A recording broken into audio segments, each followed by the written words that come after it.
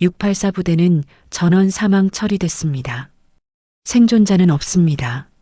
나라는 그들을 폭도라 불렀고 기록에서 지워버렸습니다. 55년 동안 그게 이 나라의 공식 기록이었습니다. 그런데 2026년 2월 국방부 정문 앞에 낡은 군복을 걸친 노인 하나가 나타났습니다. 684 부대 이등병 김태식. 죽은 사람이 살아서 왔다. 위병이 미친 사람 취급하며 쫓아내려 하자 노인은 세상 어디에도 기록되지 않은 1급 비밀 암호를 외쳤습니다. 그 순간 국방부 본청에 비상경보가 울렸습니다. 검은 양복의 사내들이 달려와 노인을 지하 별관으로 끌고 갔습니다. 하지만 그들은 몰랐습니다. 노인의 목에 걸린 녹슨 번호표 안에 이 나라를 뒤흔들 증거가 숨겨져 있다는 것을. 55년을 기다린 유령의 복수가 시작됩니다. 오늘의 사연 시작합니다. 안녕하세요. 특전사령관입니다. 구독과 좋아요 눌러주시면 오늘 하루 당신에게 따뜻한 행복과 행운을 드리겠습니다. 단결! 본 채널에 소개되는 이야기는 삶의 다양한 사연들에서 영감을 받아 재구성된 창작물입니다. 모든 등장인물 지명, 단체명 등은 가명 또는 가상임을 안내드리니 참고 부탁드립니다. 챕터 1 유령의 귀환. 2026년 2월 서울 용산. 회색빛 하늘 아래 국방부 정문의 위병소가 차갑게 서 있었습니다. 오전 9시를 갓 넘긴 시각, 정문 앞 인도에 낡은 군복 상의를 걸친 노인 하나가 모습을 드러냈습니다. 구부정한 등, 갈라진 손톱, 바닷바람에 그을린 얼굴. 김태식은 위병소 차단기 앞에 멈춰서서 두 발을 가지런히 모았습니다. 어르신, 여기 일반인 출입 금지 구역입니다. 뒤로 물러나 주십시오. 위병 하나가 총을 어깨에 걸친 채 다가왔습니다. 태식은 대답 대신 목에 걸린 금속줄을 천천히 잡아당겼습니다. 녹이 덕지덕지 묻은 번호표 하나가 군복기 사이로 올라왔습니다. 684 부대 이등병 김태식. 1971년 실미도 작전 생존자다. 위병이 한 걸음 물러서며 옆에 선 동료와 눈을 마주쳤습니다. 동료 위병이 어깨를 으쓱하며 무전기를 집어들었습니다. 상황실 정문입니다. 노인 한 분이 실미도 684 부대 생존자라고 주장하고 있습니다. 지시 바랍니다. 잠시 뒤 무전기 너머로 당직 사령의 굵은 목소리가 흘러나왔습니다. 684 부대는 1971년에 전원 사망 처리됐어. 치매 노인이거나 정신 이상자야. 즉시 퇴거시켜. 위병이 태식의 팔을 잡으려 손을 뻗었습니다. 태식은 그 손을 피하지 않았습니다. 대신 입을 크게 벌려 위병소 앞에 울려 퍼질 만큼 또렷한 목소리로 외쳤습니다. 청룡 684. 위병의 손이 허공에서 멈췄습니다. 무전기 너머의 당직 사령도 침묵했습니다. 청룡 684. 1971년 실미도 작전의 1급 비밀 암호. 당시 작전 통제관 5명만 공유했던 세상 어디에도 기록되지 않은 암호였습니다. 국방부 본청 3층 보안 관제실의 모니터에 빨간 경보등이 깜빡이기 시작했습니다. 관제실 요원이 의자에서 벌떡 일어나 수화기를 움켜쥐었습니다. 본청 보안실 1급 비밀 암호 노출 상황 발생. 즉시 현장 통제 요청합니다. 5분도 지나지 않아 검은 양복을 입은 사내 4명이 정문에 나타났습니다. 그들은 말없이 주변에 취재진 카메라를 손바닥으로 가리며 태식의 양팔을 잡아 끌었습니다. 손 치워. 나는 도망치지 않는다. 태식이 낮은 목소리로 말하며 두 발로 바닥을 디뎠습니다. 사내들은 아랑곳하지 않고 태식을 국방부 지하 별관으로 끌고 내려갔습니다. 지하 조사실. 콘크리트 벽, 형광등 하나, 새로 만든 의자와 책상.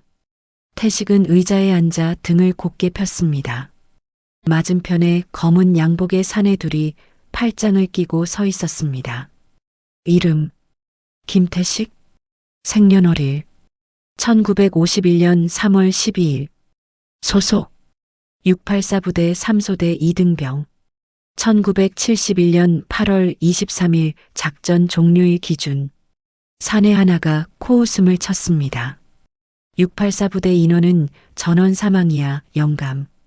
기록이 그렇게 돼 있어. 태식이 품속에서 손때 묻은 수첩 하나를 꺼내 책상 위에 펼쳤습니다. 누렇게 바랜 종이 위에 빼곡히 적힌 이름 31개. 글씨마다 다른 필체, 다른 잉크 색깔. 여기 적힌 31명이 내 동료다.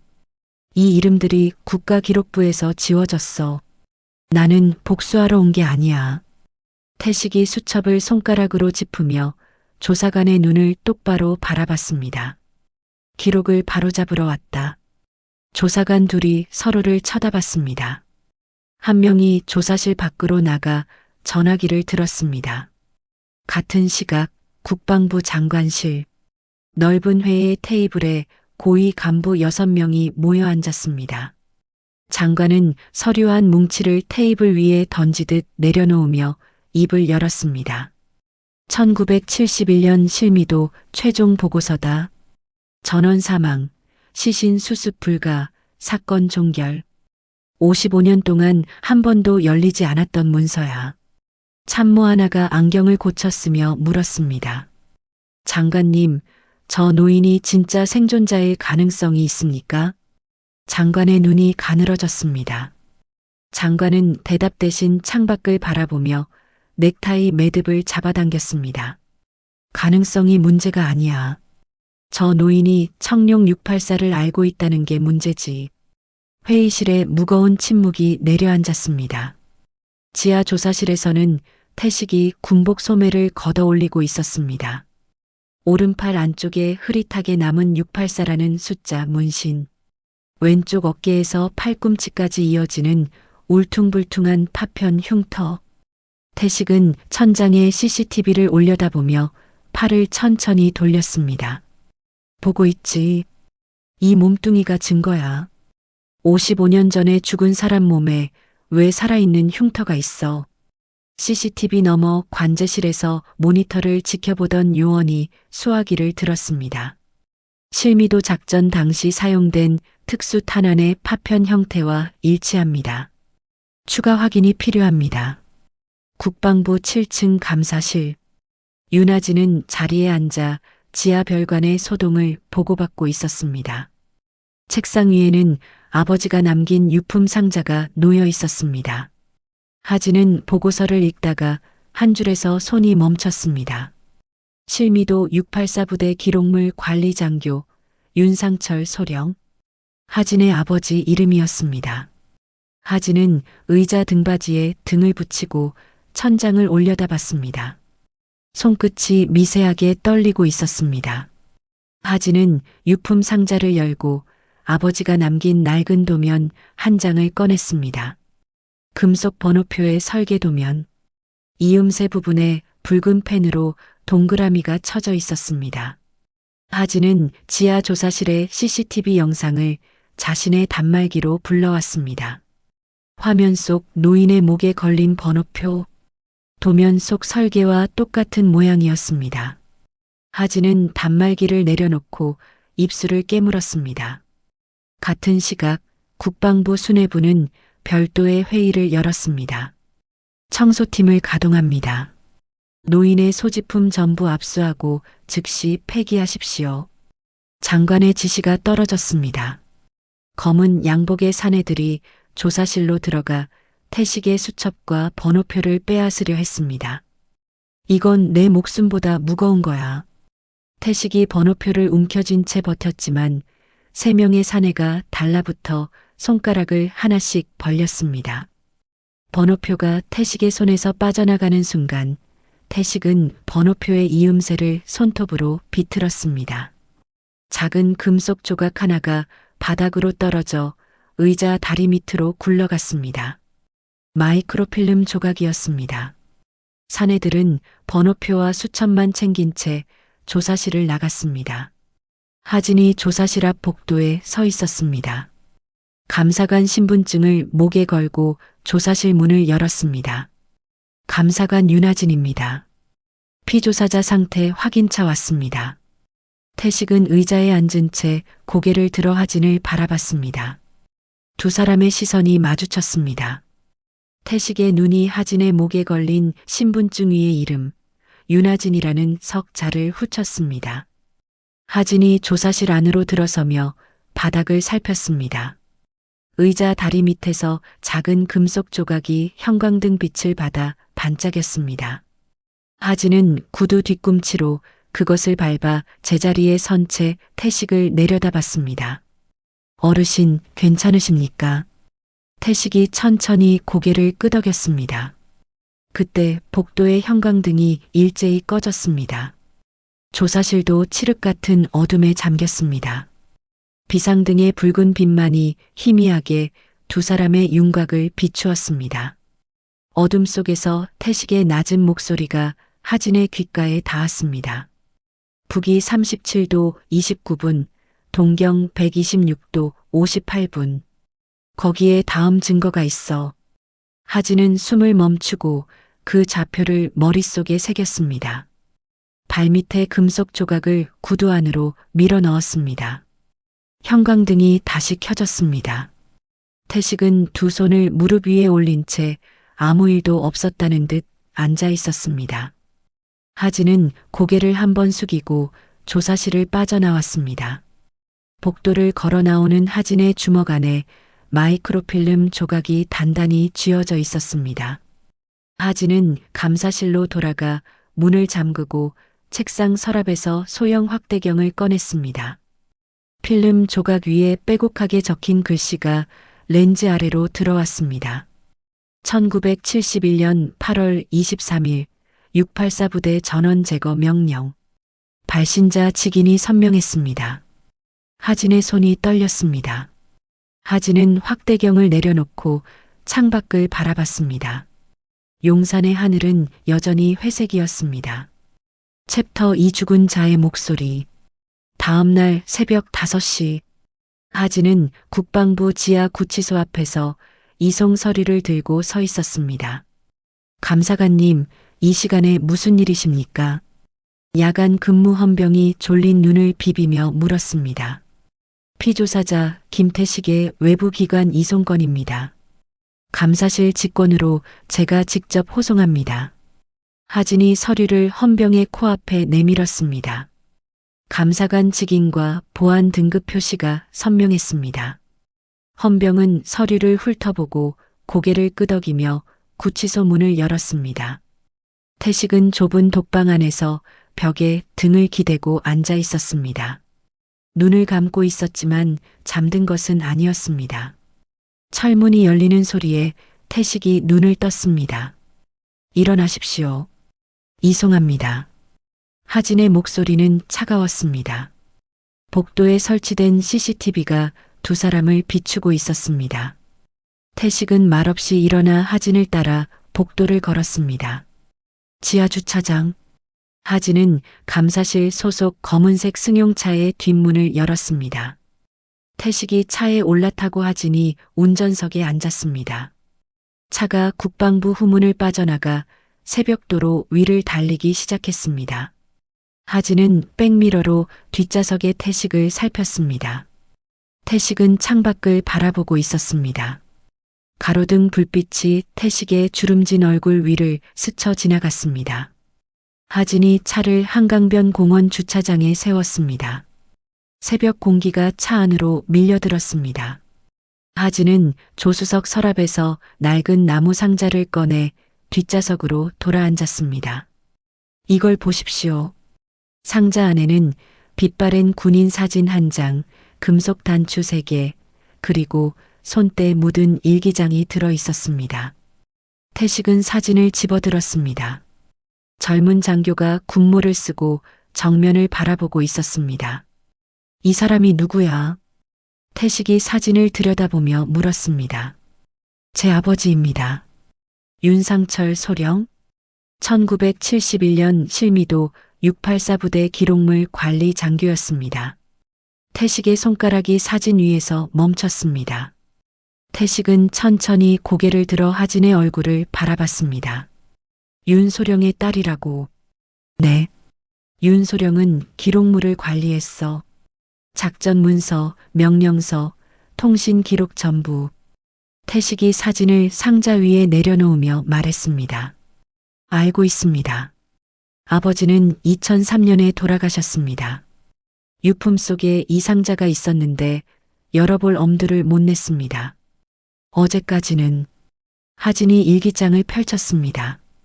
마지막 페이지에 아버지의 글씨가 남아 있었습니다.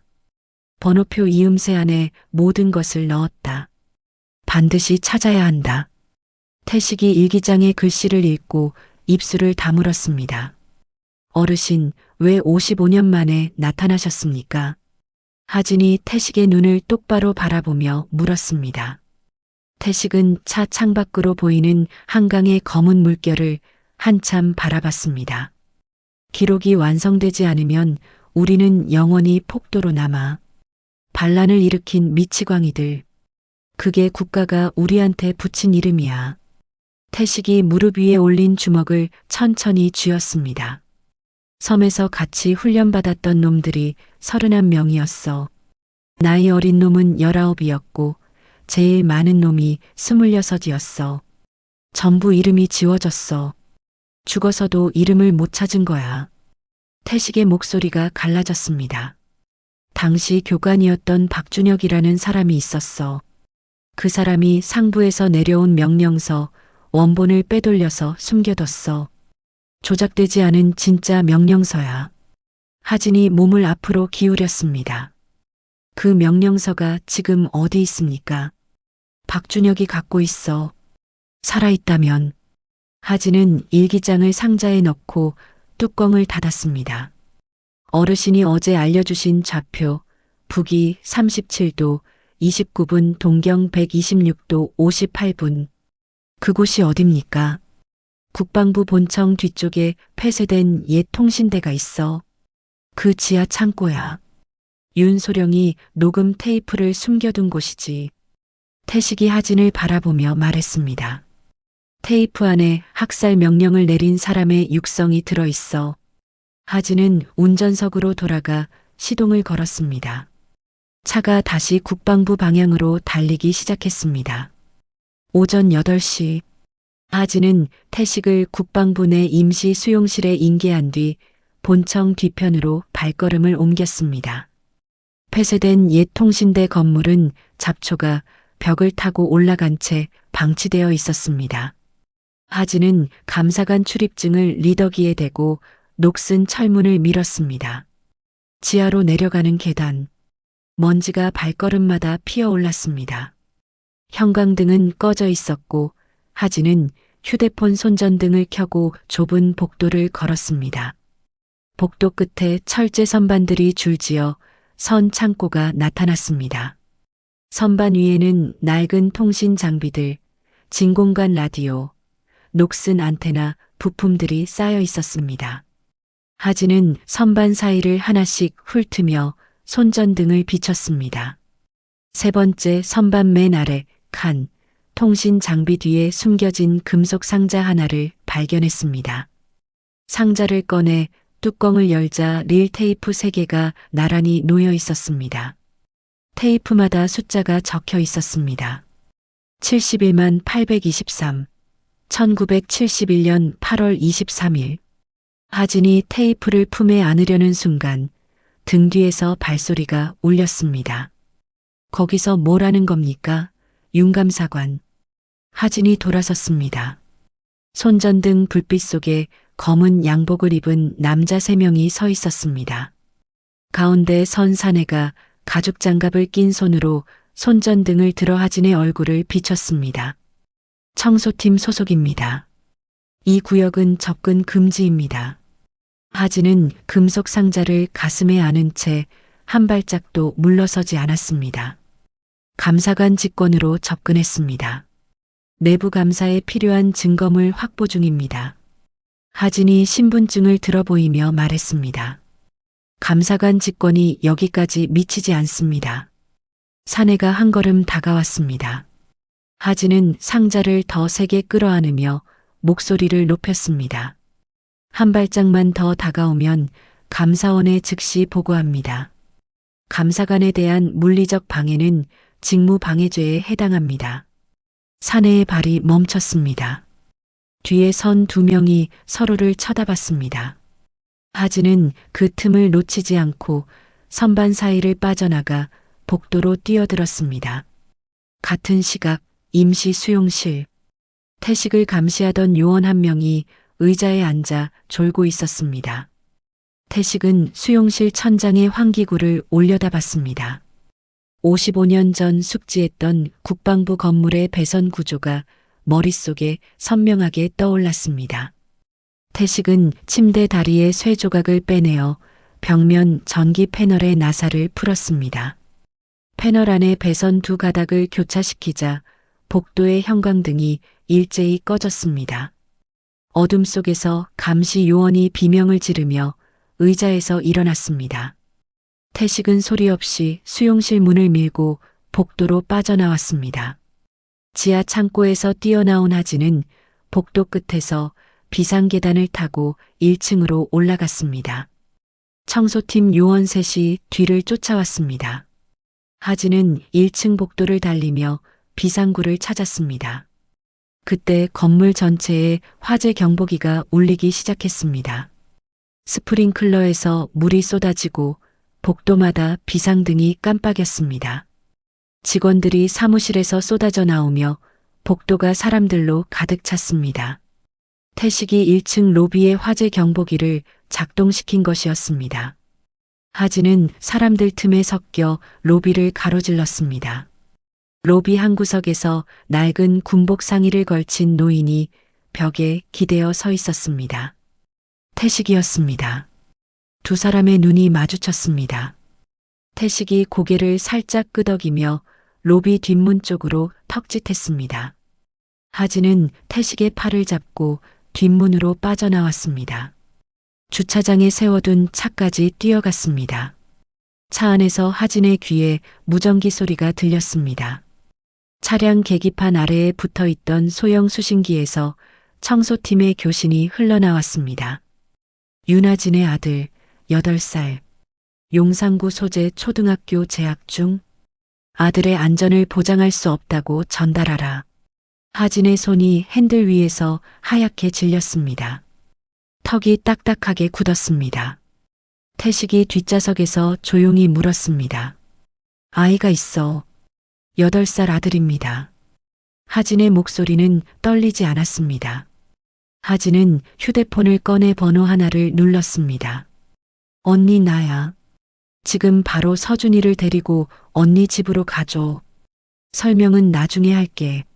제발. 전화를 끄는 하진은 백미러를 통해 태식을 바라봤습니다. 그 사람들이 제 아들을 들먹이는 건 우리가 맞는 방향으로 가고 있다는 뜻입니다. 태식이 고개를 끄덕였습니다. 국방부 정문 밖. 위령비 앞에 중년과 노년의 사람들이 하나둘 모여들고 있었습니다. 손에 든 피켓에는 684 부대 진실을 밝혀라. 우리 아버지를 돌려달라는 글씨가 적혀 있었습니다. 태식이 미리 연락해둔 실미도 동료들의 유가족이었습니다. 하진은 차를 서울 외곽으로 몰았습니다. 백미러에 검은색 승합차 한 대가 따라붙는 것이 보였습니다. 추적당하고 있습니다. 하진이 백미러를 보며 말했습니다. 태식은 뒷좌석 바닥에 손을 넣어 차량 하부를 더듬었습니다. 손가락 끝에 작은 금속 장치가 걸렸습니다. 태식은 그것을 떼어내 창문을 열었습니다. 옆 차선을 달리던 대형 트럭이 지나가는 순간 태식은 추적기를 트럭 짐칸에 던져 붙였습니다. 이제 저 차는 트럭을 쫓아갈 거야. 태식이 창문을 닫으며 말했습니다. 하진은 속도를 높여 경기도 외곽으로 차를 몰았습니다. 1시간 뒤 도로 끝에 작은 낚시터가 나타났습니다. 낚시터 옆에 낡은 집 한 채가 서 있었습니다. 마당에는 빨래줄에 수건 몇 장이 널려 있었고 처마 밑에 엽총이 기대어 세워져 있었습니다. 차에서 내린 하진과 태식이 마당으로 들어서자 현관문이 열리며 백발의 노인이 엽총을 들고 나타났습니다.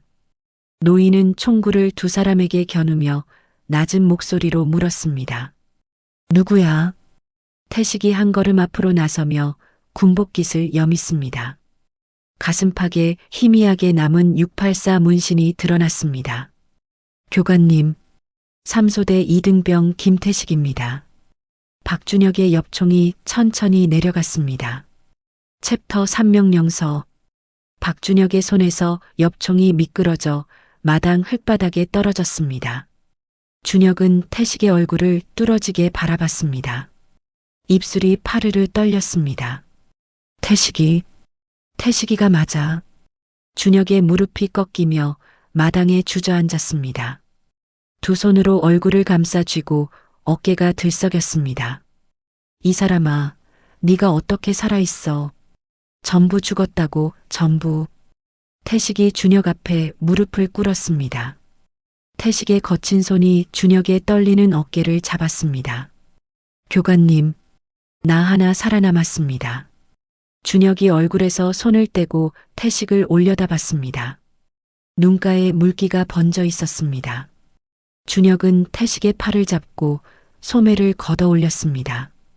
684 문신이 드러나자 준혁의 입에서 신음 같은 소리가 새어나왔습니다. 55년이야. 55년 동안 매일 밤 너희 얼굴이 나를 찾아왔어. 준혁의 목소리가 갈라졌습니다.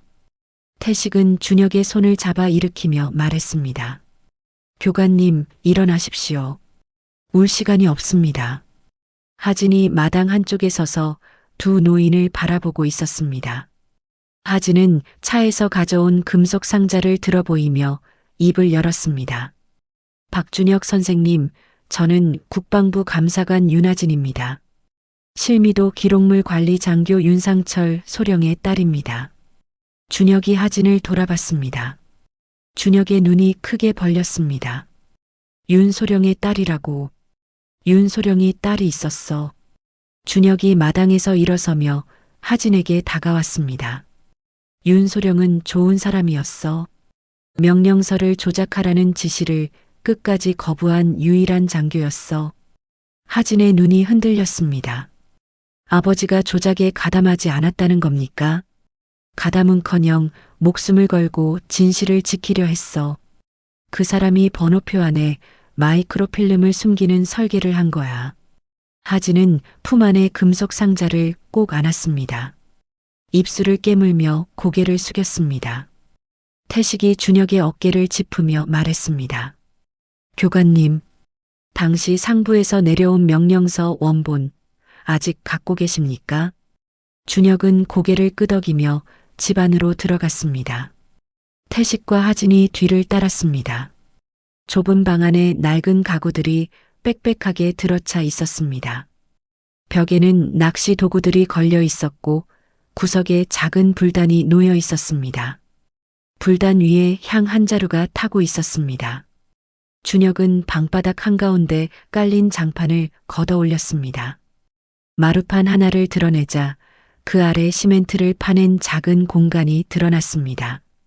준혁은 그 안에서 기름 종이에 쌓인 서류 봉투와 작은 녹음기를 꺼냈습니다. 55년 동안 여기 있었어. 한 번도 꺼내본 적 없어. 준혁이 서류 봉투를 책상 위에 올려놓았습니다. 태식이 봉투를 열었습니다. 누렇게 바랜 종이 위에 타자기로 찍힌 글씨가 선명했습니다. 684 부대 전 대원 즉시 제거. 흔적 말소. 본 명령은 구두 확인 후 소각할 것.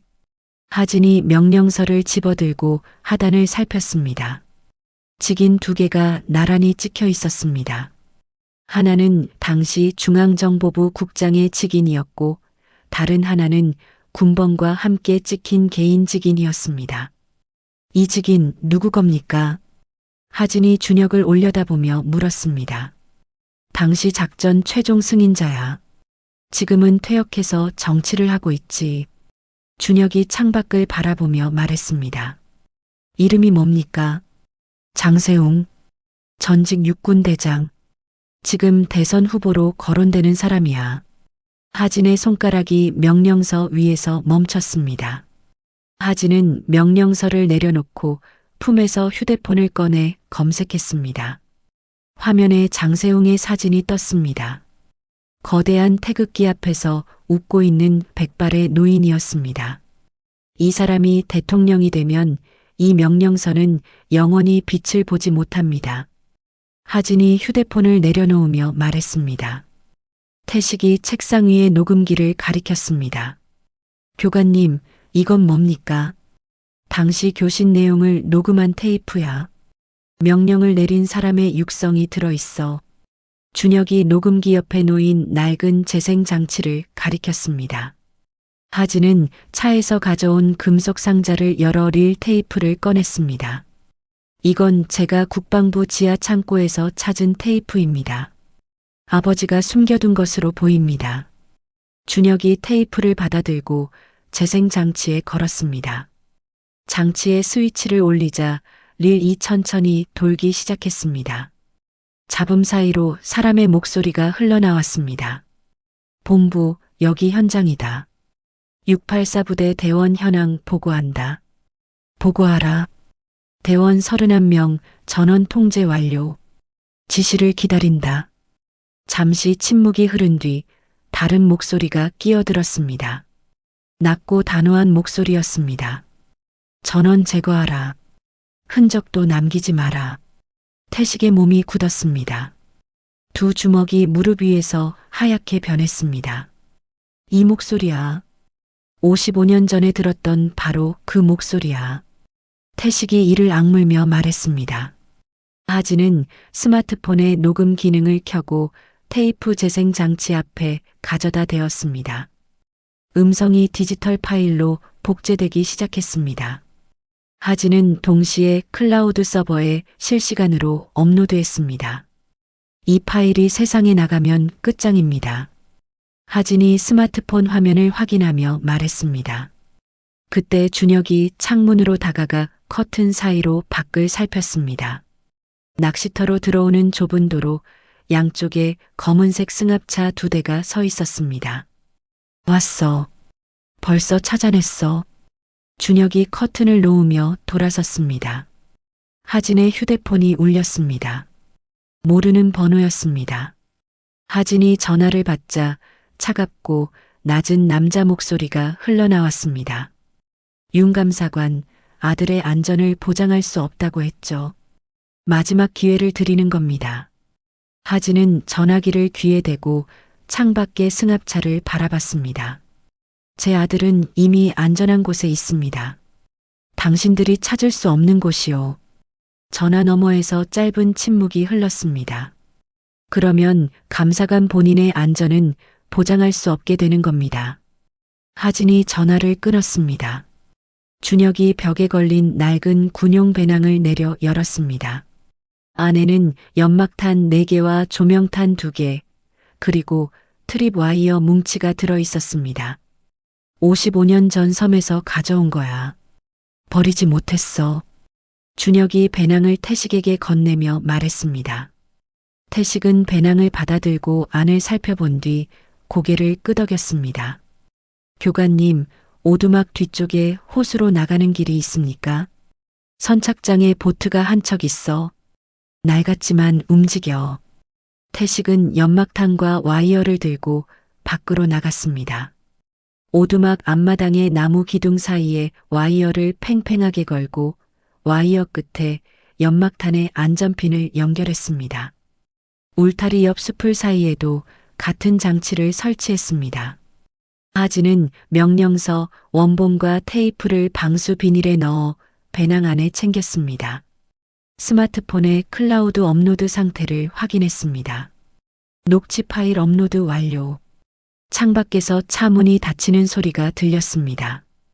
검은 양복의 사내 6명이 승합차에서 내려 일렬로 오두막을 향해 걸어오고 있었습니다. 움직입니다. 지금 나가야 합니다. 하진이 배낭을 어깨에 매며 말했습니다. 준혁이 마루판 밑에서 마지막으로 작은 가죽 주머니를 꺼냈습니다. 안에는 접힌 지도 한 장이 들어 있었습니다. 태식아, 이건 네가 가져야 해. 준혁이 지도를 태식에게 건넸습니다. 이게 뭡니까? 50년 전 너희 동료들을 묻은 장소야. 비공식 매립지. 시신 수습 불가라고 보고했지만 사실은 다 묻어버린 거야. 태식이 지도를 펼쳤습니다. 지도 위에 붉은 점 하나가 찍혀 있었습니다. 태식의 눈이 커졌습니다. 이게 국방부 연병장 아래야. 준혁이 고개를 끄덕였습니다. 연병장 지하 3m. 거기에 30명이 묻혀 있어. 태식의 손이 지도 위에서 떨렸습니다. 밖에서 와이어가 끊어지는 소리가 났습니다. 이어서 연막탄이 터지며 하얀 연기가 마당을 뒤덮었습니다. 사내들의 고함 소리가 연기 너머에서 들려왔습니다. 지금입니다. 태식이 뒷문을 열고 세 사람은 오두막을 빠져나왔습니다. 호숫가까지 30m. 준혁이 앞장서서 숲을 사이 좁은 길을 달렸습니다. 하진이 배낭을 안고 그 뒤를 따랐고 태식이 맨 뒤에서 주변을 살피며 뒤따랐습니다. 선착장에 낡은 알루미늄 보트가 묶여 있었습니다. 준혁이 밧줄을 풀고 보트에 올라탔습니다. 하진과 태식이 뒤이어 탔습니다. 준혁이 노를 잡고 힘껏 저었습니다. 보트가 호수 위를 미끄러져 나갔습니다. 뒤에서 연기를 뚫고 나온 사내들이 호숫가에 도착했지만 보트는 이미 호수 한가운데를 지나고 있었습니다. 호수 건너편에 낡은 승용차 한 대가 불을 켠 채 서 있었습니다. 차 옆에 30대 중반의 여자가 서 있었습니다. 하진이 보트에서 내리며 그 여자에게 다가갔습니다. 수경 언니 고마워. 설명은 나중에 해. 일단 타. 네 사람이 차에 올라탔습니다. 차가 어둑한 시골길을 달려 외딴 펜션 건물 앞에 멈췄습니다. 은신처 안에서 하진은 노트북을 펼치고 클라우드 서버의 녹취 파일을 열었습니다. 음성 분석 프로그램을 실행시켰습니다. 테이프 속 전원 제거하라는 명령의 주파수와 현재 국방부 장관의 공개 연설 음성 파일을 나란히 놓았습니다. 분석이 끝나자 화면에 결과가 떴습니다. 음성 일치율 97.3%. 하진이 노트북 화면을 태식과 준혁에게 돌려 보여주었습니다. 학살 명령을 내린 사람이 현재 국방부 장관입니다. 태식이 화면을 들여다보며 천천히 입을 열었습니다. 그놈이 지금 장관 자리에 앉아 있다는 거야. 준혁이 벽에 등을 기대며 눈을 감았습니다. 55년 전에 우리를 죽이라고 명령한 놈이 나라를 지킨다고 훈장을 달고 있었던 거야. 방 안에 침묵이 내려앉았습니다. 하진이 노트북을 닫으며 태식을 바라봤습니다. 어르신, 모레가 건군 기념행사입니다. 장관이 직접 연병장에서 연설합니다. 전국에 생중계되고 내빈 수백 명이 참석합니다. 태식이 하진의 눈을 마주봤습니다. 거기서 터뜨리자는 거야. 네.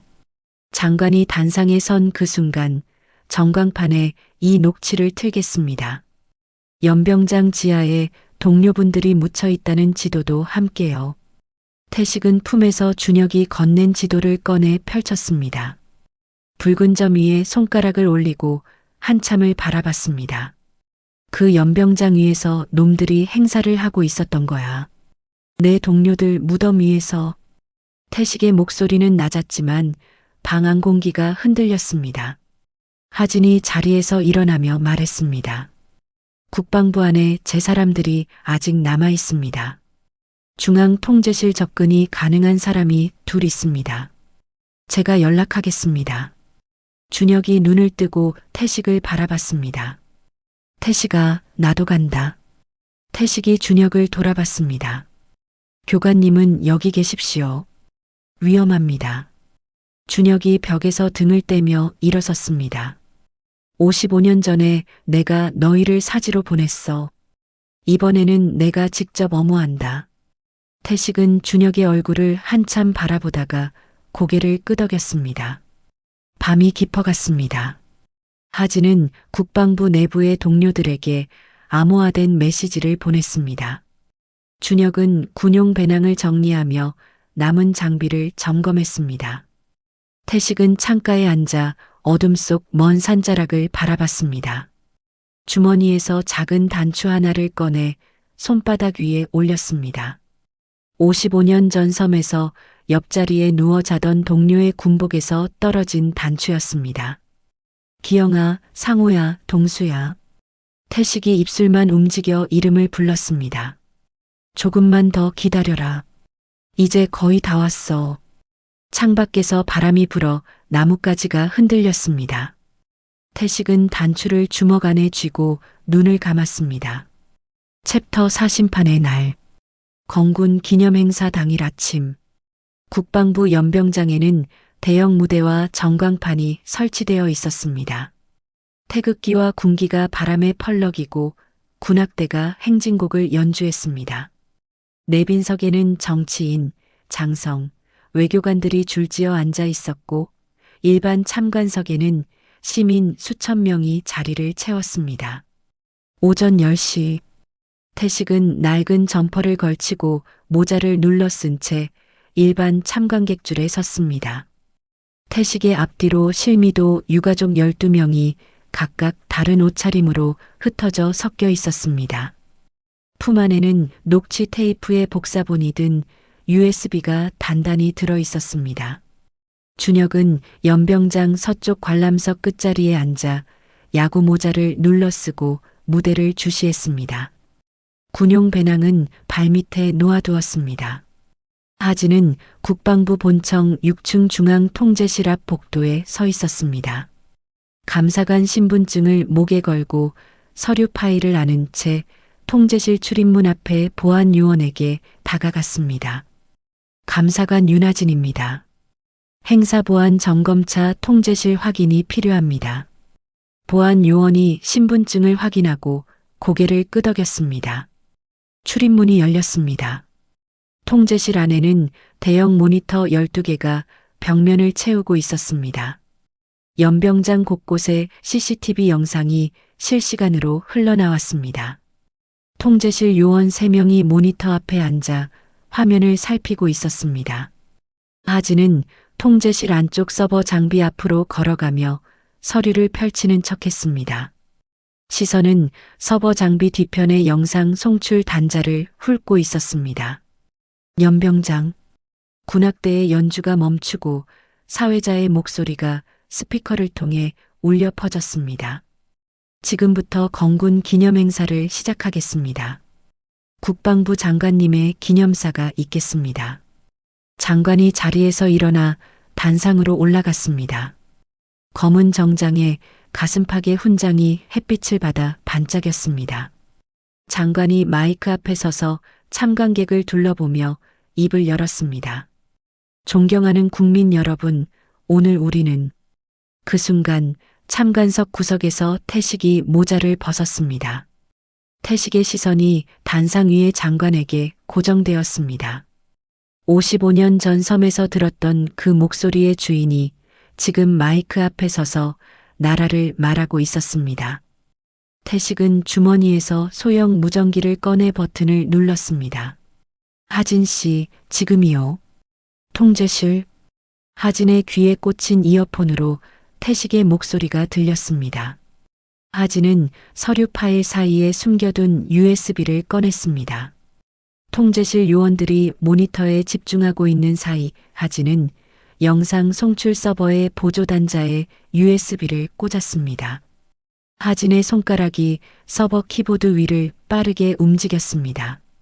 전광판 영상 송출 채널을 보조 입력으로 전환하는 명령어를 입력했습니다. 연병장의 대형 전광판 화면이 깜빡였습니다. 장관의 연설 자막이 사라지고 화면이 검게 변했습니다. 장관이 연설을 멈추고 전광판을 올려다봤습니다. 참관객들의 시선도 전광판으로 쏠렸습니다. 검은 화면 위에 흰 글씨가 떠올랐습니다. 1971년 8월 23일 실미도 684부대. 이어서 스피커를 통해 녹음된 음성이 흘러나왔습니다. 지직거리는 잡음 사이로 또렷한 목소리가 울렸습니다. 전원 제거하라. 흔적도 남기지 마라. 연병장이 얼어붙었습니다. 군악대원들이 악기를 내리고 고개를 돌렸습니다. 내빈석의 장성들이 서로를 쳐다봤습니다. 시민들이 웅성거리기 시작했습니다. 장관의 얼굴에서 핏기가 빠졌습니다.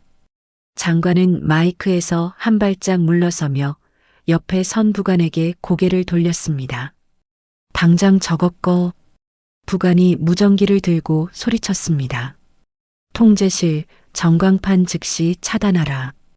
통제실에서 요원 하나가 서버로 달려왔습니다. 하진이 서버 앞을 가로막고 섰습니다. 지금 이 영상은 감사 증거물입니다. 손 떼면 증거인멸로 처리하겠습니다. 요원이 하진을 밀치려 했습니다. 하진은 한 손으로 서버선을 잡고 버티며 다른 손으로 스마트폰을 들어 올렸습니다. 스마트폰 화면에는 유튜브 실시간 송출 창이 열려 있었습니다. 연병장의 현장 상황이 전 세계로 생중계되고 있었습니다. 이미 늦었습니다. 온 세상이 보고 있어요. 연병장. 전광판에서 녹취 음성이 반복 재생되었습니다. 장관의 젊은 시절 목소리가 연병장 구석구석까지 퍼져나갔습니다. 태식이 참관석에서 일어나 통로를 따라 걸어 나왔습니다.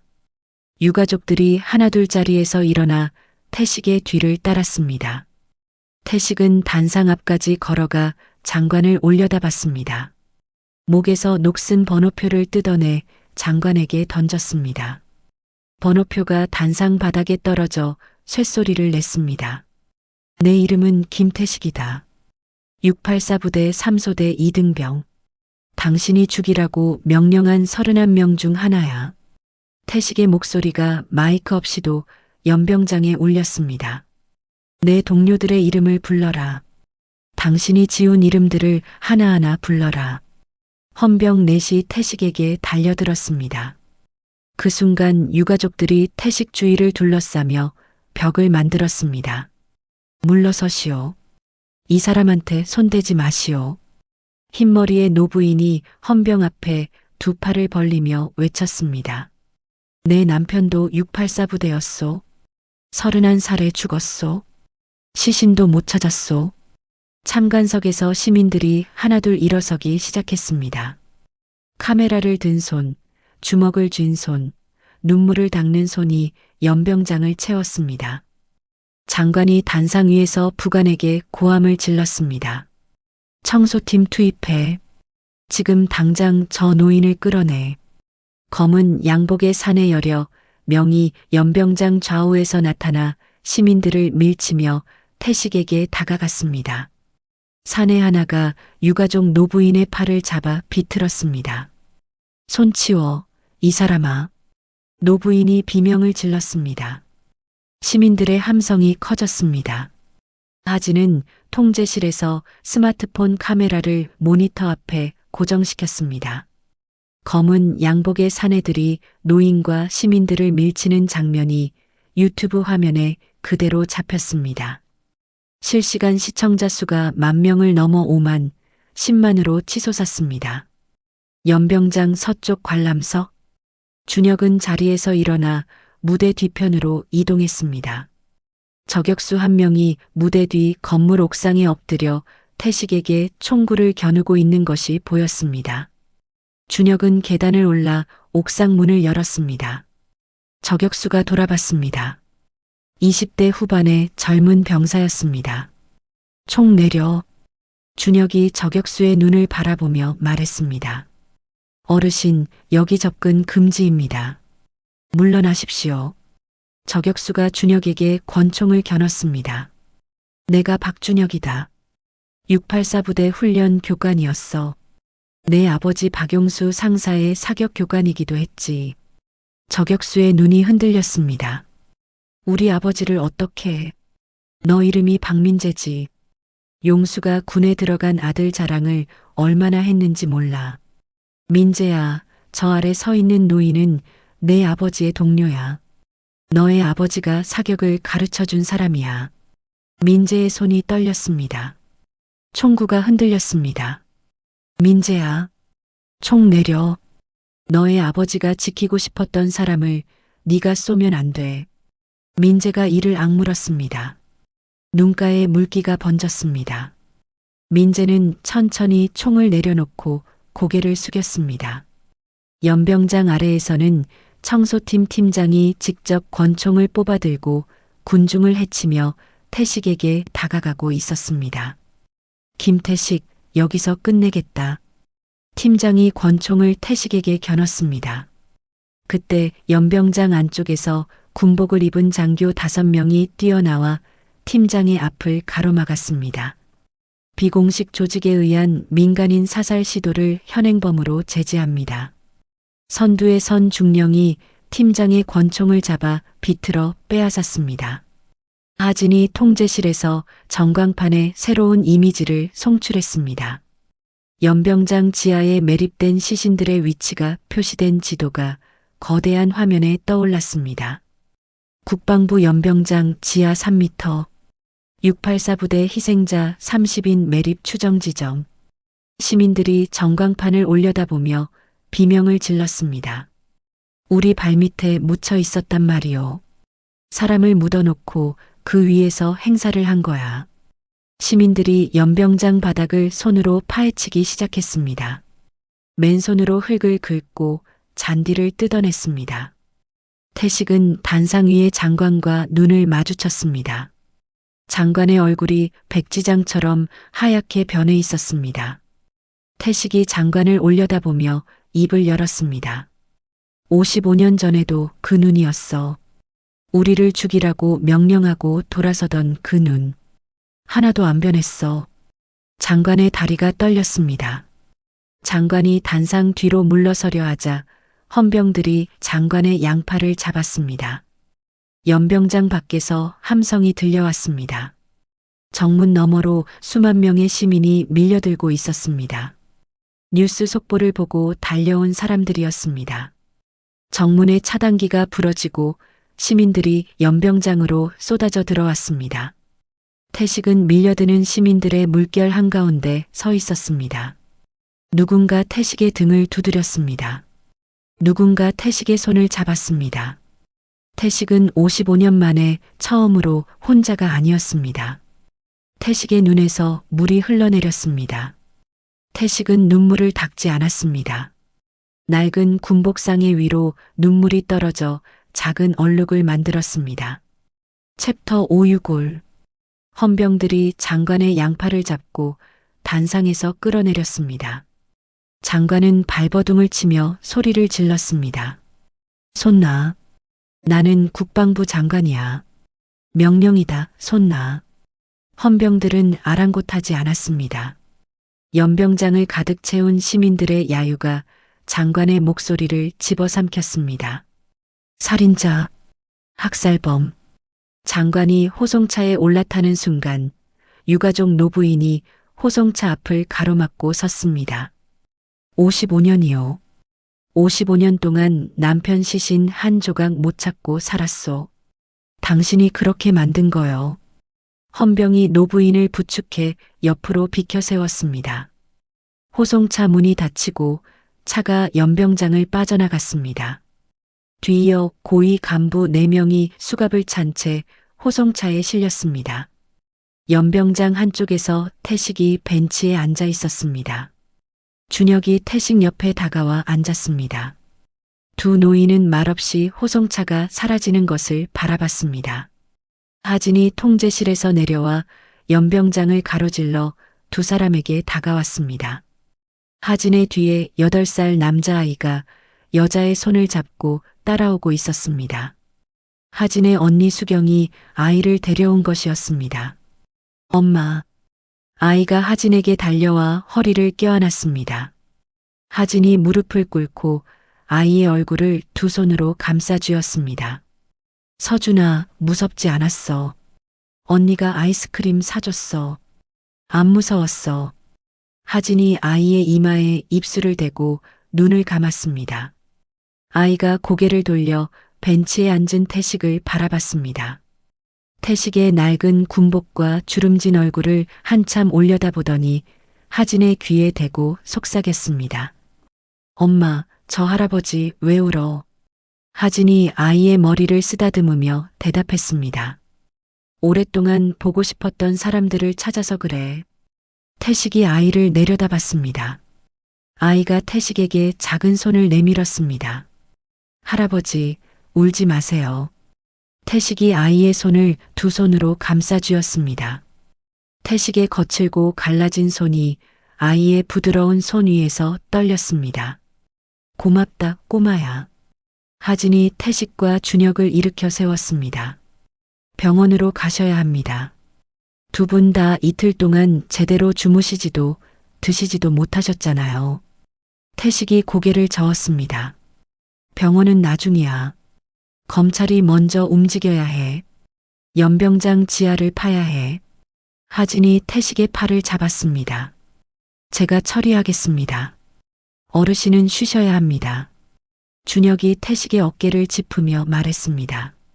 태식아, 하진 씨 말이 맞아. 쓰러지면 아무것도 못해. 태식은 연병장 바닥을 내려다봤습니다. 시민들이 맨손으로 파헤친 흙더미가 여기저기 쌓여 있었습니다. 알겠소. 가자. 하진은 두 노인을 차에 태우고 용산의 한 병원으로 향했습니다. 사흘 뒤 검찰 특별수사팀이 구성되었습니다. 연병장에 중장비가 투입되고 대대적인 발굴 작업이 시작되었습니다. 포크레인이 잔디를 걷어내고 흙을 퍼올렸습니다. 지하 3m 지점에서 첫 번째 유골이 나왔습니다. 발굴 현장을 취재하는 기자들의 카메라 플래시가 쉴 새 없이 터졌습니다. 흰 천 위에 유골이 하나씩 올려질 때마다 현장의 사람들이 고개를 숙였습니다. 이틀에 걸친 발굴 끝에 39의 유골이 모두 수습되었습니다. 태식은 병실 침대에 누워 텔레비전 뉴스를 보고 있었습니다. 화면에 연병장 발굴 현장이 비쳤습니다. 흰 천 위에 나란히 놓인 유골들. 태식은 침대 옆 탁자에서 동료들의 이름이 적힌 수첩을 집어들었습니다. 주름진 손으로 수첩의 첫 페이지를 펼쳤습니다. 기영아, 찾았다. 태식이 첫 번째 이름을 손가락으로 짚으며 말했습니다. 상호야, 너도 찾았어. 태식의 손가락이 이름 위를 하나씩 짚어 내려갔습니다. 31개의 이름. 그중 30명이 55년 만에 땅 위로 올라온 것이었습니다. 태식은 수첩을 가슴에 안고 천장을 올려다봤습니다. 입술이 떨렸지만 소리는 나오지 않았습니다. 같은 시각 하진은 국방부 기록물 관리실에 앉아 서류 작업을 하고 있었습니다. 아버지 윤상철 소령이 남긴 기록물을 국가지정 기록물로 등록하는 절차였습니다. 마이크로필름 설계도면, 일기장, 그리고 녹취 테이프. 하진은 등록 신청서의 마지막 칸에 서명하고 펜을 내려놓았습니다. 아버지, 이제 아버지 이름 옆에 가담자가 아니라 내부 고발자라고 적히게 됩니다. 하진이 작은 소리로 혼잣말을 하며 서류를 정리했습니다. 일주일 뒤 청소팀 팀장이 인천공항 출국장에서 체포되었습니다. 위조 여권으로 일본행 비행기에 오르려던 것이었습니다. 하진이 출국 심사대에 미리 수배 요청을 넣어둔 덕이었습니다. 팀장은 양손에 수갑이 채워진 채 공항 바닥에 무릎을 꿇었습니다. 취재진의 카메라가 팀장의 얼굴을 비추었습니다. 할 말 없다. 팀장이 고개를 숙인 채 내뱉은 말은 그것뿐이었습니다. 같은 주 대선 후보로 거론되던 전직 장성 장세웅이 긴급 기자회견을 열었습니다. 기자회견장에 들어선 장세웅은 기자들 앞에 섰지만 예정된 정계 은퇴 선언은 하지 못했습니다. 기자회견장 밖에 모인 시민 수백 명이 피켓을 들고 함성을 질렀습니다. 법정에 세워라. 도망치지 마라. 장세웅은 기자들의 질문에 한마디도 대답하지 못한 채 보좌관에 둘러싸여 회견장을 빠져나갔습니다. 태식의 병실. 군의관이 태식의 엑스레이 사진을 들고 찾아왔습니다. 환자분 체내에 금속 파편 7조각이 박혀 있습니다. 왼쪽 어깨에 3, 오른쪽 갈비뼈 아래에 2, 왼쪽 허벅지에 2입니다. 군의관이 엑스레이를 불빛에 비추며 말했습니다. 이 파편들의 형태와 성분을 분석한 결과 1970년대 군 특수작전에 사용되던 탄환과 일치합니다. 태식이 엑스레이를 들여다보며 물었습니다. 그러니까 내 몸이 증거라는 거지. 네. 이것으로 환자분이 684 부대 작전에 참여했음이 입증됩니다. 국방부에서 공식 확인 절차에 들어갔습니다. 군의관이 나간 뒤 태식은 병실 창밖을 바라봤습니다. 창밖에는 병원 마당의 벚나무가 앙상한 가지를 드러내고 있었습니다. 하진이 병실 문을 열고 들어왔습니다. 손에 서류 한 장을 들고 있었습니다. 어르신, 정부에서 공식 사과문을 발표했습니다. 하진이 서류를 태식에게 건넸습니다. 태식은 서류를 받아 천천히 읽었습니다. 대한민국 정부는 1971년 실미도 684 부대 소속 공작원 31인에 대한 불법적 처분에 대해 깊이 사과하며 생존자 민 유가족의 명예를 회복하기 위한 특별법 제정을 약속합니다. 태식의 손이 서류 위에서 멈췄습니다. 명예회복이라. 55년 걸렸어. 태식이 서류를 무릎 위에 내려놓으며 말했습니다. 하진이 태식 옆 의자에 앉으며 말했습니다. 저도 보고 드릴 게 있습니다. 감사관직에서 물러났습니다. 태식이 하진을 돌아봤습니다. 왜? 실미도 진상규명위원회 위원으로 위촉됐습니다. 아버지의 이름도 공식 기록에서 내부 고발자로 정정됐습니다. 하진의 눈가가 붉어졌습니다. 아버지가 조작에 가담한 사람이 아니라 진실을 지키려 한 사람이었다는 게 공식적으로 인정된 겁니다. 태식이 하진의 어깨를 가볍게 두드렸습니다. 윤소령이 자랑스러워할 거야. 같은 날 오후 박준혁이 태식의 병실을 찾아왔습니다. 준혁은 병실 문 앞에서 잠시 멈칫하더니 안으로 들어섰습니다. 태식아, 나 할 말이 있어. 준혁이 침대 옆 의자에 앉으며 말했습니다. 내 전 재산을 실미도 희생자 추모 기금으로 넣으려고 해. 많지 않지만 낚시터랑 오두막 팔면 좀 되겠지. 태식이 준혁을 바라봤습니다. 교관님, 그러면 교관님은 어디서 사십니까? 준혁이 창밖을 바라보며 대답했습니다. 태식아, 나는 내 동료들을 죽이라는 명령을 전달한 사람이야. 55년 동안 그 죄를 안고 살았어. 재산 같은 게 무슨 소용이야. 태식은 준혁의 얼굴을 한참 들여다봤습니다. 준혁의 눈가에 깊이 팬 주름 사이로 55년의 무게가 보였습니다. 교관님, 남은 시간 저와 함께 전국을 돌면서 증언합시다. 사람들한테 직접 이야기합시다. 준혁이 태식을 돌아봤습니다. 나를 받아주겠어.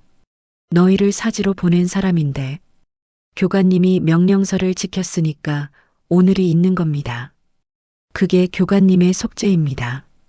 준혁은 두 손을 무릎 위에 올리고 고개를 숙였습니다. 어깨가 작게 떨렸습니다. 발굴 현장에서 태식의 번호표와 짝을 이루는 동료의 유품이 발견되었다는 연락이 왔습니다. 녹슨 번호표 하나와 군화 한 짝. 태식은 퇴원도 하기 전에 병원을 빠져나가 발굴 현장으로 향했습니다. 현장에 도착한 태식은 흰 천위에 놓인 번호표를 집어들었습니다. 번호표에 새겨진 번호를 읽었습니다. 23번. 이기영이야. 태식이 번호표를 가슴에 품으며 흙바닥에 무릎을 꿇었습니다. 기영아, 미안하다. 55년이나 걸렸다. 현장의 수사관들과 유가족들이 고개를 숙였습니다.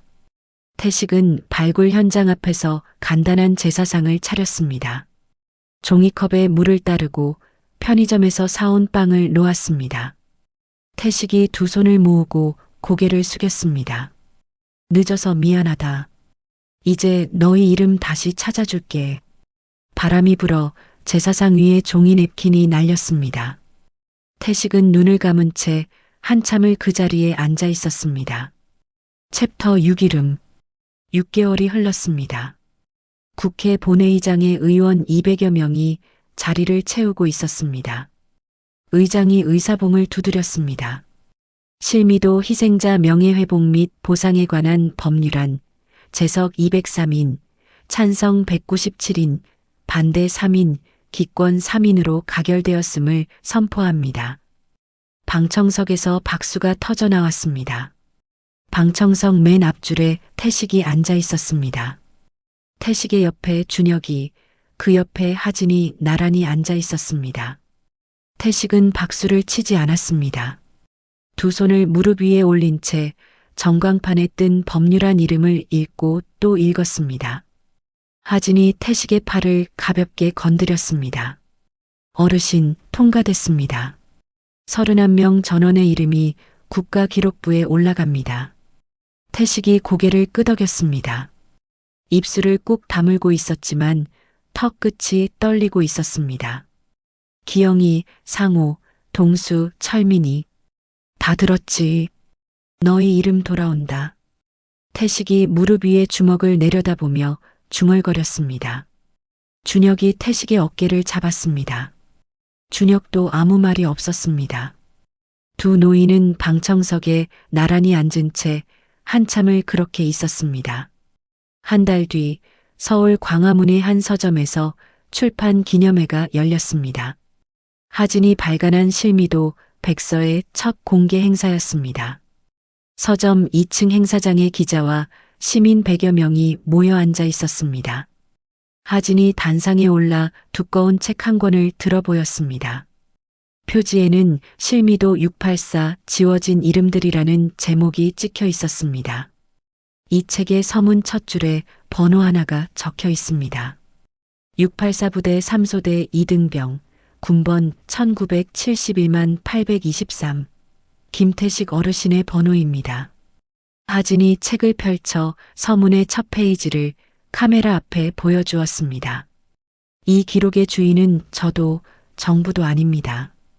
55년 동안 번호표 하나를 목에 걸고 살아남은 한 사람, 그리고 이름을 빼앗긴 채 땅속에 묻혀 있었던 30명입니다. 객석에서 박수가 쏟아졌습니다. 태식은 객석 맨 뒷줄에 앉아 모자를 눌러 쓴 채 하진을 바라보고 있었습니다. 박수 소리 사이로 태식의 입가에 작은 미소가 떠올랐습니다. 행사가 끝난 뒤 하진이 뒷줄로 찾아왔습니다. 어르신, 앞자리에 앉으시지 그랬어요. 나는 뒤에서 보는 게 편해. 섬에서도 항상 뒷자리였어. 태식이 모자를 벗으며 대답했습니다. 하진이 책 한 권을 태식에게 건넸습니다. 어르신 몫입니다. 태식은 책을 받아 표지를 손바닥으로 쓸었습니다. 책을 품에 안으며 자리에서 일어났습니다. 잘 썼어. 윤소령도 좋아했을 거야. 다음 날 아침, 태식은 정부에서 지급한 보상금 통장을 들고 은행을 찾았습니다. 창구 직원이 통장을 확인하며 물었습니다. 전액 이체하신다고요? 금액이 큰데 한 번 더 확인해 주시겠습니까? 맞아요. 전부 옮겨줘요. 태식이 고개를 끄덕이며 이체 신청서를 밀었습니다. 수령인 란에는 국가폭력 피해자 인권보호재단이라고 적혀 있었습니다. 은행을 나온 태식은 주머니에 손을 넣고 거리를 걸었습니다. 통장 잔고는 비어 있었지만 발걸음은 가벼웠습니다. 같은 주 대법원 대법정, 장관과 고위직들에 대한 선고 공판이 열렸습니다. 법정 방청석에 태식이 맨 앞줄에 앉아 있었습니다. 준혁은 태식 옆에, 하진은 그 옆에 앉았습니다. 방청석 뒤로는 유가족들이 빼곡히 들어차 있었습니다. 재판장이 판결문을 읽기 시작했습니다. 피고인 이상무는 1971년 실미도 684 부대 대원 31인에 대한 불법 살해 명령을 직접 하달한 사실이 인정되어 태식은 재판장의 목소리를 들으며 피고인석에 앉은 전직 장관을 바라봤습니다. 장관은 고개를 숙이고 있었습니다. 55년 전 명령을 내리던 그 당당한 자세는 어디에도 없었습니다. 주문. 피고인 이상무를 무기징역에 처한다. 방청석이 술렁였습니다. 유가족 한 명이 울음을 터뜨렸습니다. 태식은 울지 않았습니다. 피고인석의 장관이 고개를 들어 방청석을 돌아봤습니다. 장관의 눈과 태식의 눈이 마주쳤습니다. 태식은 시선을 피하지 않았습니다. 장관이 먼저 고개를 돌렸습니다. 법정을 나온 태식은 대법원 계단에 서서 하늘을 올려다봤습니다. 끝났어. 태식이 말했습니다. 준혁이 태식 옆에 서며 물었습니다. 끝난 거야. 아니, 이제 시작이지. 태식이 품에서 동료들의 이름이 적힌 수첩을 꺼내 펼쳤습니다. 이 이름들이 교과서에 실려야 해. 아이들이 알아야 해. 하진이 계단 아래에서 올려다보며 말했습니다. 그 일도 제가 하겠습니다. 태식이 하진을 내려다보며 고개를 끄덕였습니다. 그날 저녁 하진은 아버지의 묘소를 찾았습니다. 경기도 외곽의 작은 공원묘지. 묘비 앞에 실미도 백서 초판본 한 권을 올려놓았습니다. 하진은 묘비 앞에 무릎을 꿇고 두 손을 모았습니다. 아버지, 다 끝났어요. 아버지가 지키려고 했던 것들, 제가 세상에 꺼냈어요. 바람이 불어 묘비 앞에 마른 풀잎이 흔들렸습니다. 이제는 편히 쉬셔도 돼요. 하진의 목소리가 갈라졌습니다. 하진은 고개를 숙인 채 한참을 그 자리에 앉아 있었습니다. 다음 날 오후, 태식의 임시거처에 하진이 서준이를 데리고 찾아왔습니다. 서준이가 태식에게 달려가 접은 종이 한 장을 내밀었습니다. 할아버지, 이거 학교에서 만들었어. 태식이 종이를 펼쳤습니다. 크레파스로 그린 그림이었습니다. 파란 하늘 아래 사람 여럿이 나란히 서 있고 그 위에 서툰 글씨로 할아버지 건강하세요라고 적혀 있었습니다. 태식의 손가락이 그림 위에서 멈췄습니다. 서툰 글씨의 획 하나하나를 손끝으로 짚었습니다. 태식의 목이 메어 한참 말을 잇지 못했습니다. 잘 그렸구나. 태식이 겨우 한마디를 꺼냈습니다. 서준이가 태식의 무릎에 올라앉으며 그림을 가리켰습니다. 이게 할아버지고, 이게 엄마고, 이게 나야. 그래. 잘 그렸어. 태식이 아이의 머리를 쓰다듬었습니다. 하진은 문간에 기대어 서서 두 사람을 바라봤습니다. 하진의 입가에 오랜만에 웃음이 번졌습니다. 저녁 무렵 태식은 혼자 국방부 정문 앞에 섰습니다.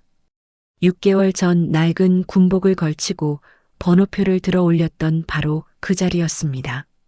이번에는 군복이 아니었습니다. 깨끗한 셔츠에 단정한 바지, 그리고 가슴 주머니에는 대한민국 정부가 발급한 신분증이 들어 있었습니다.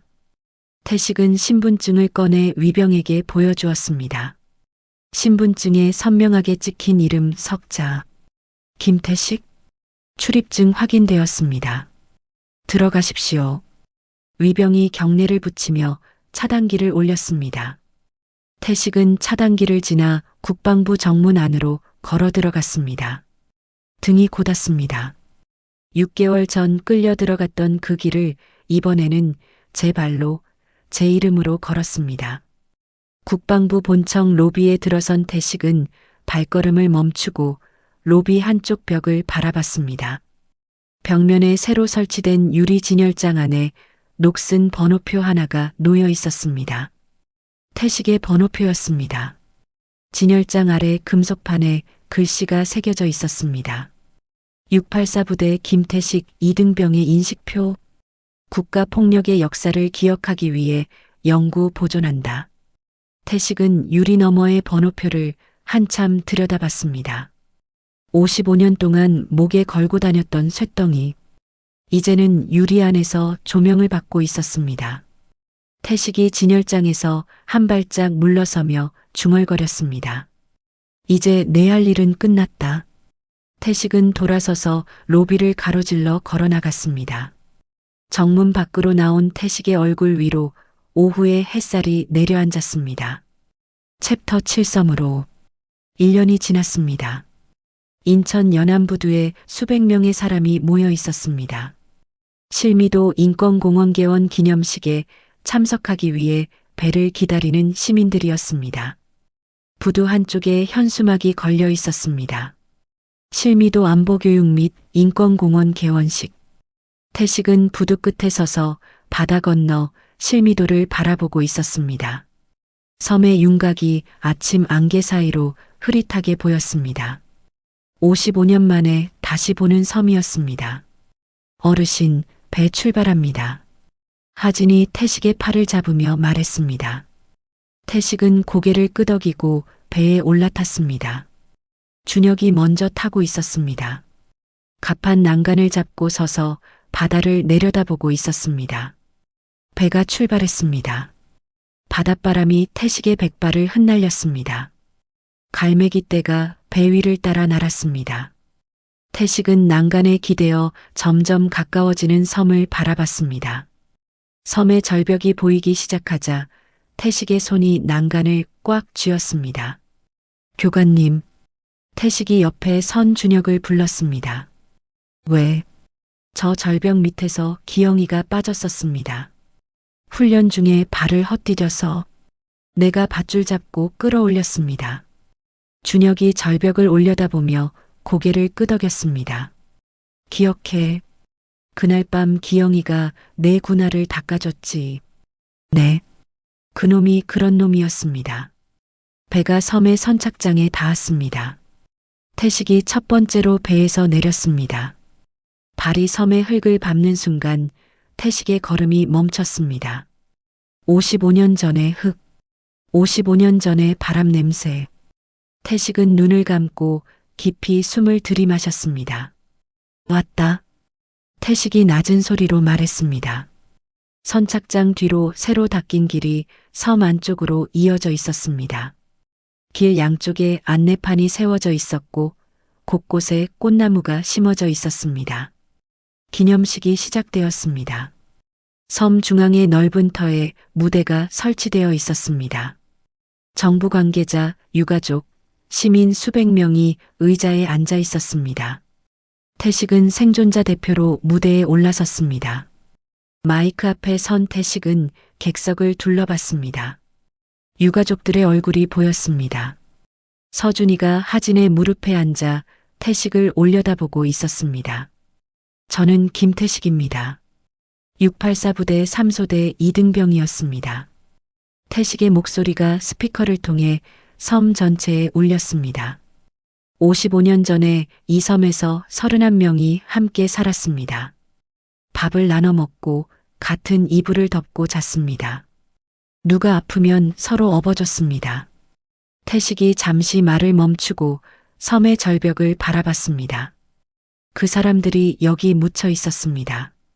이름도 없이 아무도 모르게 객석에서 흐느끼는 소리가 들렸습니다. 오늘 이 사람들의 이름이 다시 이 섬에 돌아왔습니다. 그것만으로 충분합니다. 태식이 마이크에서 한 발짝 물러서며 고개를 숙였습니다. 객석에서 박수가 터졌습니다. 기념식이 끝난 뒤 태식은 섬 안쪽으로 걸어 들어갔습니다. 55년 전 훈련병들이 직접 팠던 우물터가 남아 있었습니다. 돌무더기로 둘러싸인 작은 구덩이. 태식은 우물터 앞에 쪼그려 앉아 안을 들여다봤습니다. 여기서 물 길어다가 밥을 했지. 뒤따라온 시민 서너 명이 태식의 말에 귀를 기울였습니다. 저쪽에 막사가 있었습니다. 나무 기둥에 천막을 씌운 거였는데 비가 오면 닷에서 잠을 못 잤습니다. 태식이 일어서서 우물터 너머를 가리키며 말했습니다. 시민들이 태식을 따라 걸으며 하나하나 설명을 들었습니다. 태식은 섬의 남쪽 비탈로 내려갔습니다. 비탈 끝에 작은 공터가 있었습니다. 그곳에 미리 준비된 꽃나무 31그루가 뿌리째 놓여 있었습니다. 태식은 삽을 들었습니다. 첫 번째 구덩이를 파고 나무를 심었습니다. 나무 앞에 작은 나무패를 꽂았습니다. 나무패에 이름이 적혀 있었습니다. 이기영, 기영아, 내 자리다. 태식이 나무패를 손바닥으로 다독이며 말했습니다. 두 번째 나무를 심었습니다. 박상호, 상호야, 여기 있어. 세 번째, 네 번째. 유가족들이 다가와 함께 삽을 들었습니다. 아버지의 이름이 적힌 나무패 앞에서 중년의 남자가 무릎을 꿇었습니다. 아버지, 저 민수예요. 아버지 얼굴도 모르고 컸는데 이제야 찾아왔습니다.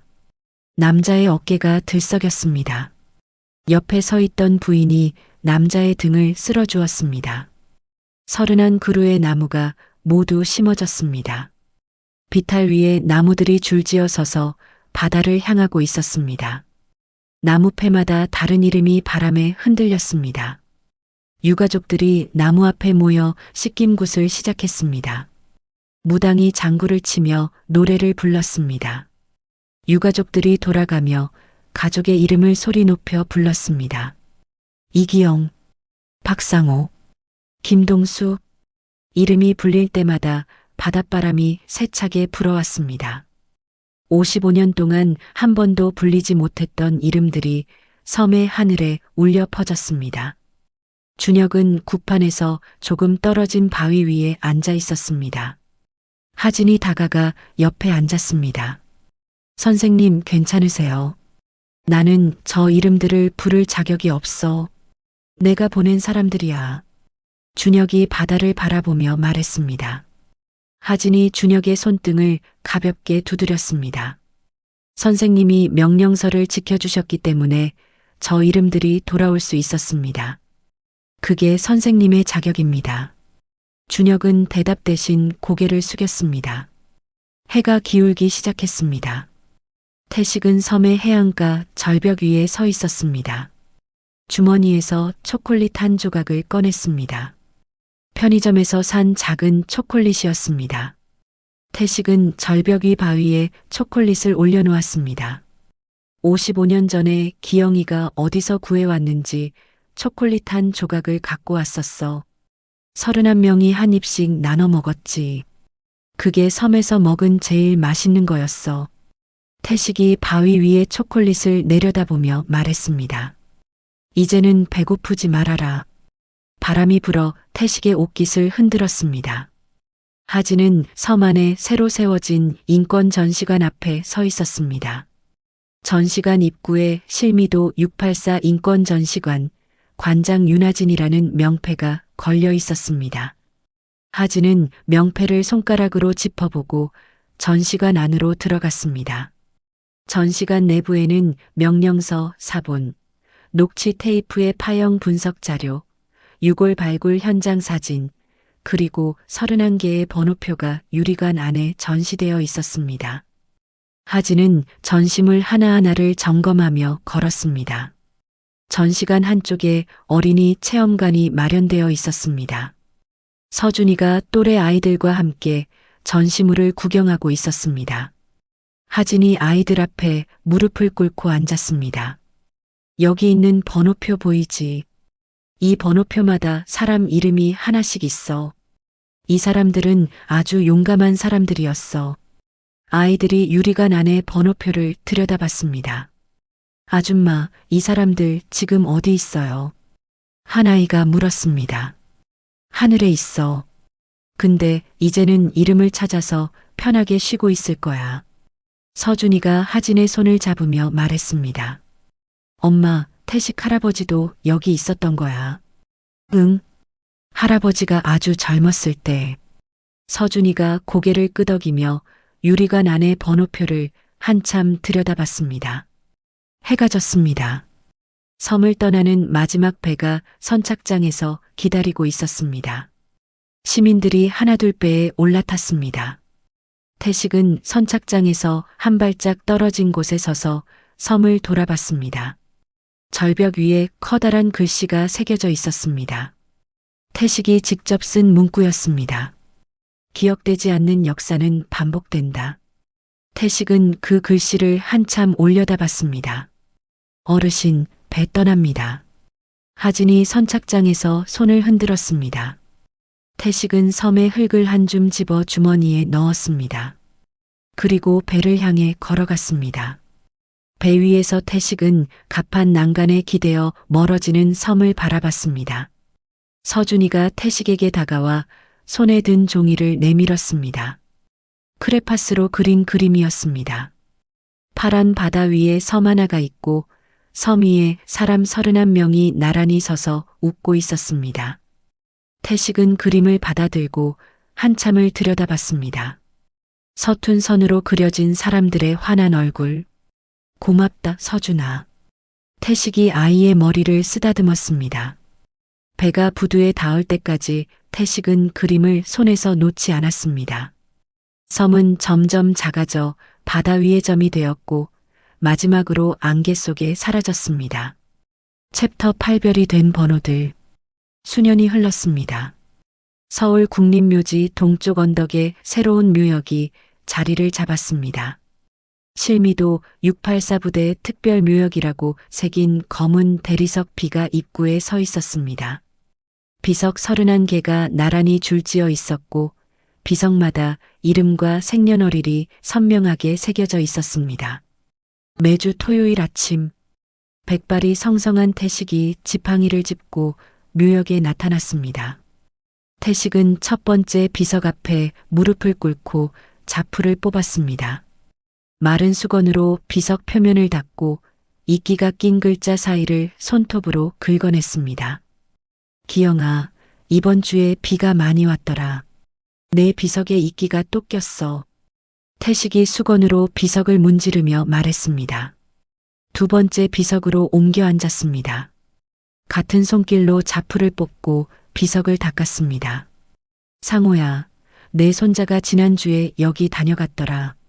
꽃을 놓고 갔어. 잘생긴 놈이야. 너 닮았어. 31개의 비석을 하나도 빠뜨리지 않고 돌았습니다. 다 돌고 나면 태식의 무릎에는 풀물이 묻어 있었고 손톱 밑에는 흙이 끼어 있었습니다. 묘역 관리인이 태식에게 다가와 물을 건넸습니다. 어르신, 관리는 저희가 하는데 매주 오셔서 직접 하시니까 저희가 할 일이 없습니다.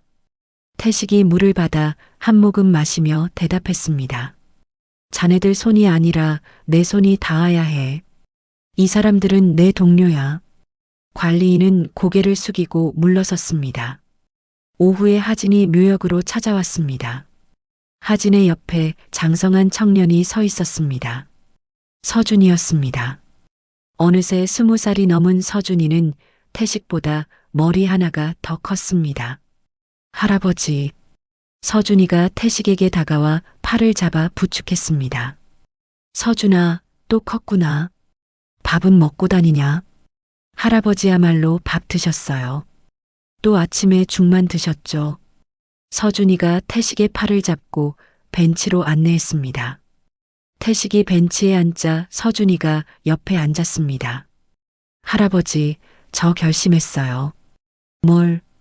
인권운동 하려고요. 엄마 재단에서 일하고 싶어요. 태식이 서준이의 얼굴을 돌아봤습니다. 8살 때 무릎에 앉아 그림을 그리던 아이가 어른의 눈빛을 하고 있었습니다. 내 엄마한테 허락받았어.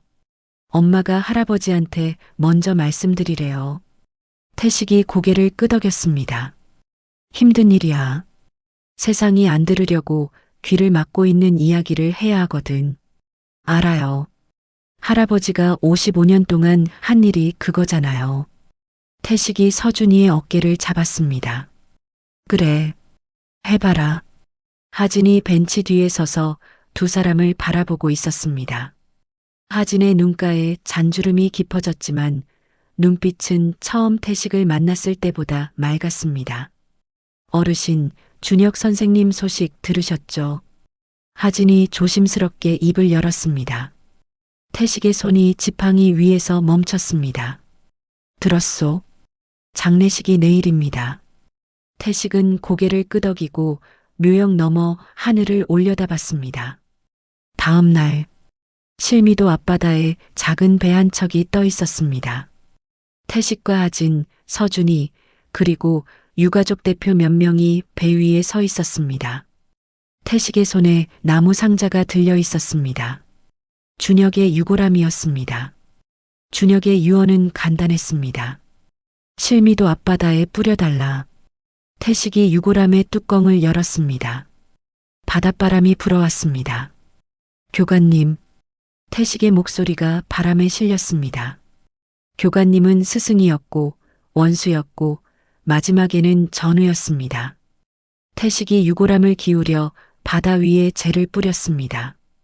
하얀 재가 바람을 타고 바다 위로 흩어졌습니다. 파도가 재를 받아 안고 실미도 쪽으로 흘러갔습니다. 편히 쉬십시오. 교관님이 지킨 명령서가 세상을 바꿨습니다. 태식은 빈 유골함을 가슴에 안고 바다를 바라봤습니다. 섬의 절벽이 햇빛을 받아 하얗게 빛나고 있었습니다. 배가 부두로 돌아왔습니다.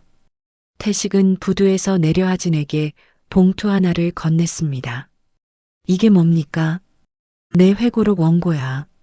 다 썼소. 출판은 하진 씨가 알아서 해줘. 하진이 봉투를 받아들었습니다. 봉투 안에 손글씨로 빼곡히 적힌 원고지 묶음이 들어 있었습니다. 마지막 문장 한번 읽어봐. 하진이 원고지 마지막 장을 펼쳤습니다. 태식의 손글씨가 적혀 있었습니다. 나는 죽었지만 김태식으로 다시 태어났다. 하진이 원고지를 내려놓고 태식을 바라봤습니다. 어르신, 이 한 문장이면 충분합니다. 태식이 고개를 끄덕이며 바다를 돌아봤습니다. 그해 가을, 국립묘지에 국화꽃이 피었습니다. 실미도 묘역에는 시민들이 가져다 놓은 국화가 비석마다 수북이 쌓여 있었습니다. 국화 향기가 묘역 전체에 가득했습니다. 태식은 묘역 한가운데 놓인 벤치에 앉아 있었습니다. 석양이 비석들 위에 주황빛을 들이우고 있었습니다. 태식은 눈을 감고 귀를 기울였습니다. 바람소리 사이로 무언가가 들렸습니다. 55년 동안 태식의 밤을 괴롭혔던 소리, 동료들의 비명, 절벽 아래로 떨어지던 몸이 부딪히는 소리, 총성. 태식은 귀를 기울였습니다. 비명이 점점 작아졌습니다. 총성이 사라졌습니다. 대신 다른 소리가 들려왔습니다. 노래였습니다. 55년 전 섬에서 밤마다 동료들과 불렀던 군가. 서툴고 엉성했지만 31명이 함께 부르면 절벽 너머 바다까지 울려 퍼지던 노래. 그 노래가 바람결에 실려 태식의 귓가에 닿았습니다. 태식의 입꼬리가 천천히 올라갔습니다. 너희들 거기 있었구나. 태식이 눈을 감은 채 중얼거렸습니다. 하진이 묘역 입구에서 걸어왔습니다. 서준이가 하진의 옆에 나란히 걸었습니다. 두 사람은 벤치에 앉은 태식 앞에 섰습니다. 하진이 태식의 손을 꼭 잡았습니다. 어르신, 우리가 해냈습니다. 태식이 눈을 떠 하진을 바라봤습니다. 그리고 서준이를 바라봤습니다. 태식은 천천히 고개를 끄덕이며 입을 열었습니다. 그래, 해냈어. 태식의 얼굴 위로 석양빛이 내려앉았습니다. 주름 사이로 번지는 미소가 따뜻했습니다. 태식은 품 안에서 낡은 단추 하나를 꺼냈습니다. 55년 전 기영이의 군복에서 떨어진 단추. 태식은 벤치에서 일어나 기영이의 비석 앞에 섰습니다. 단추를 비석 위에 올려놓았습니다. 기영아, 이거 돌려줄게. 오래 갖고 있었다. 태식이 비석을 손바닥으로 쓸었습니다. 이제 나도 좀 쉬어야겠어. 태식은 돌아서서 벤치로 돌아왔습니다. 하진의 손을 잡고 서준이의 어깨에 기대어 벤치에 앉았습니다. 세 사람은 말없이 석양을 바라봤습니다. 어둠이 내려오기 시작했습니다. 묘역의 조명이 하나둘 켜졌습니다. 비석 31개가 조명을 받아 하얗게 빛났습니다. 태식과 하진과 서준이가 묘역을 걸어 나왔습니다. 세 사람의 그림자가 길게 늘어졌습니다. 묘역 뒤편 하늘에 별이 떠오르기 시작했습니다. 하나, 둘, 셋. 별들이 하나씩 켜지더니 31개가 되었습니다. 31개의 별이 묘역 위 밤하늘에 찬란하게 빛나고 있었습니다. 이 이야기는 실미도 684 부대를 모티브로 한 창작 시나리오입니다.